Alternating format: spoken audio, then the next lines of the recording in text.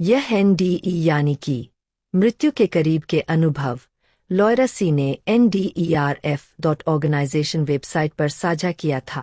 यह उनके अपने शब्दों में लिखा गया है, जैसा कि वेबसाइट पर प्रकाशित है। मेरे एनडीई से एक सप्ताह पहले मैंने एक सपना देखा था जिसमें मैं एक नदी के किनारे चल रही थी।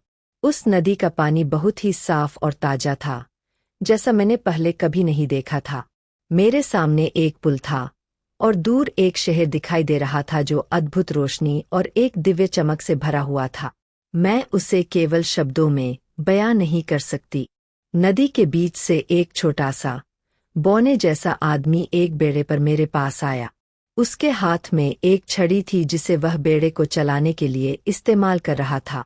उस बेड़े पर एक मंडला बना हुआ था जो एक उकेरे हुए सूर्य की तरह लग रहा था और उसमें एक प्राचीन अनुभव था। हम दोनों टेलीपैथिक रूप से बातचीत कर रहे थे।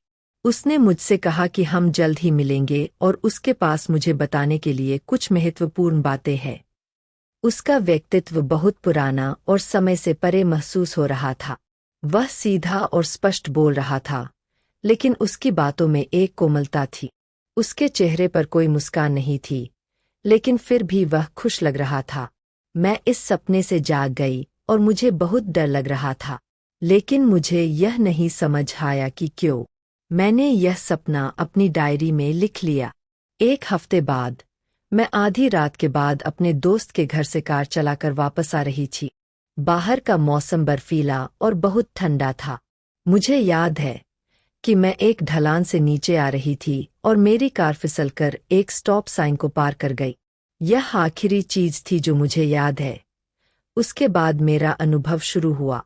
मैंने खुद को एक प्रतीक्षालय में पाया जो लगभग 1950 से 60 के दशक जैसा लग रहा था। मैं वहां के रंगों को ठीक से बयान नहीं कर सकती, लेकिन वे एक साथ चमकीले और शांत थे। वहां बड़ी बड़ी खिड़कियां थीं, लेकिन उनमें शीशे नहीं थे। वे खिड़कियां बादलों और रंगों के सागर की ओर खुलती थी।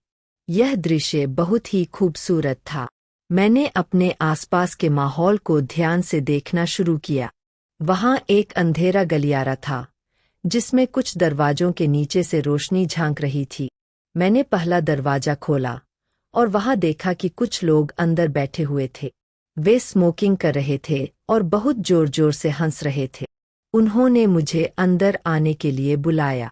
उन लोगों में से एक महिला जैनिस जॉप्लिन जैसी दिख रही थी। जैसे ही उसने मुझे देखा, वह उछलते हुए खुशी से चिल्लाने लगी। मैंने घबराकर वह दरवाजा तुरंत बंद कर दिया। इसके बाद मैं प्रतीक्षालय में वापस आ गई। तभी मैंने देखा कि बादलों से सैकड़ों लोग आ रहे हैं। ये सब मेरी उम्र के लग रहे थे। उन लोगों में से एक मेरा एक पुराना दोस्त था जो मेरी हाई स्कूल के समय गुजर चुका था। वह एक बहुत अच्छा इंसान था और हर किसी का प्रिय था। उसने मेरी तरफ देखा और एक बड़े आदमी की ओर इशारा किया। वह बड़े आदमी मेरे दादा थे। वह एक सफेद टी शर्ट और घिसी हुई लेविस जीन्स में थे। मैं बादलों की ओर बढ़ने लगी और मैं अपने दादा के पास चली गई। उन्हें देखकर मैं अपने बचपन के दिनों में लौट गई। यह पहली बार था जब मुझे उनकी कमी महसूस नहीं हुई, क्योंकि वह तब गुजर गए थे जब मैं 15 साल की थी। मैंने उनसे माफी मांगी और वह सिर्फ मुस्कुराए। इसके बाद हम दोनों साथ चलने लगे, जैसे कि वह मुझे किसी जगह ले जा रहे हो। अचानक हम फिर से नदी के किनारे चल रहे थे। वहां का रंग, पानी की सफाई और ताजगी इतनी वास्तविक लग रही थी कि मैं उसे महसूस कर सकती थी। मैंने फिर वही पुल और वही चमकता हुआ शहर देखा। इस बार उस शहर के ऊपर कुछ गोलाकार प्रकाश गेंदें उड़ रही थीं, जो बहुत खूबसूरत लग रही थी। वह शहर अभी भी मुझसे दूर था और पुल और भी दूर लग रहा था। मेरे पैरों के नीचे एक बारीक ग्रेनाइट जैसा पदार्थ था। वह ऐसा था जैसा मैंने पहले कभी महसूस नहीं किया था। चारों तरफ हरे भरे धुंधले पहाड़ थे। मेरे दादा और मैंने बिना कुछ कहे बातचीत की। उन्होंने मुझे याद दिलाया कि हम कैसे शतरंज खेला करते थे। मुझे वह बहुत पसंद था।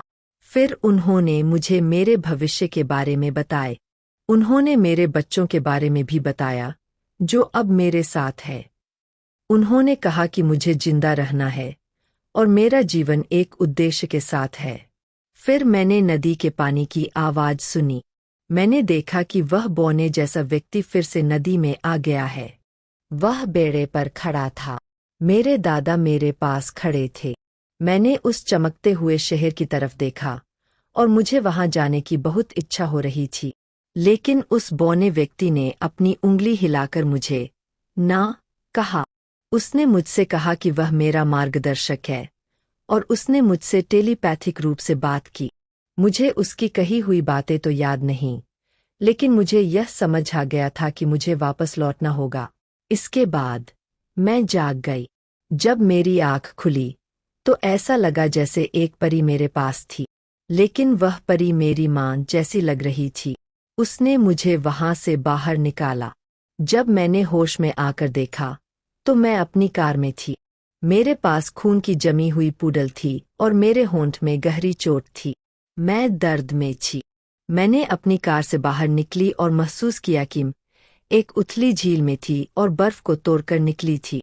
मैंने सड़क तक पहुंचने की कोशिश की। तभी एक छोटी नारंगी हैचबैक कार वहां रुकी और उसने मुझे अपनी गाड़ी में बिठा लिया। 1 हफ्ते बाद मुझे फिर से वही सपना आया जो मैंने इस अनुभव से पहले देखा था। जब मेरे भाई ने मुझे अस्पताल ले जाया तो डॉक्टरों ने बताया कि मैंने मृत्यु का अनुभव किया था। उनका कहना था कि माइनस तापमान ने मुझे पूरी तरह से मरने से बचा लिया। वे यह समझ नहीं पा रहे थे कि मैं कैसे जिंदा थी, चल फिर रही थी और बात कर रही थी। मेरे भाई के पास उस हादसे की तस्वीरें हैं। वहां बहुत खून बह गया था। पुलिस अधिकारी को यह विश्वास ही नहीं हो रहा था कि मैं जिंदा बच गई। जब उसने मुझे देखा तो वह रो पड़ा। उस हादसे में मेरा सिर एक साइनबोर्ड से मामूली अंतर से बचा था। मेरी कार की खिड़कियां टूट गई थीं और खून बहुत ज्यादा बह चुका था। इस अनुभव के बाद मुझे सामान्य जीवन में वापस आने में बहुत समय लगा। ऐसा लगा जैसे मैंने उस दूसरी दुनिया का एक हिस्सा अपने साथ वापस ले लिया। वह अनुभव अच्छा और बुरा दोनों था। मैं इसे कभी पूरी तरह से समझ नहीं पाऊंगी, लेकिन मैं अपनी जिंदगी को उद्देश्यपूर्ण तरीके से जीने की कोशिश करती हूँ।